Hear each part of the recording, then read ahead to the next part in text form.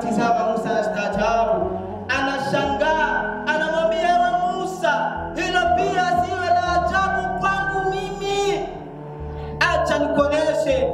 Anashika kakijiji fulani Firauni, akakachoma moto mkali kweli kweli, akashika kipande cha pili, akakijenga vizuri, akakipodoa, akakiboresha, kisha anachukua katika wafungwa, anawaambia watakao nitii nisujudieni mimi. Wamoja wakasujudu kwa kumhofia Firauni, na wengine wakakataa, wakasema hakika tunamwamini Allah.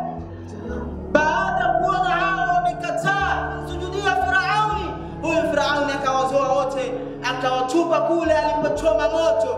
Anamwambia ewe Musa, huoni haya? Hao wameniasi mimi Mungu na waweka motoni, na hao wamenitii wakanisujudia na waingiza peponi. Akawaweka katika sehemu aliyotenga vizuri.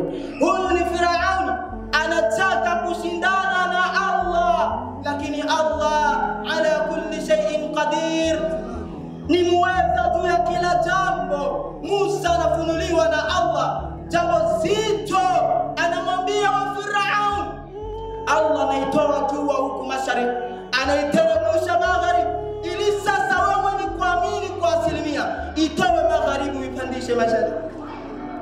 Allahu Akbar. Huu ni Firauni anatoa watu. Huu ni Firauni anaangalia nitaanzia wapi nimalize wapi. Kumbe ndugu yangu Muislamu, usijifananishi na hao waliopambana na Allah tabaraka wa taala. Allah anakuambia wewe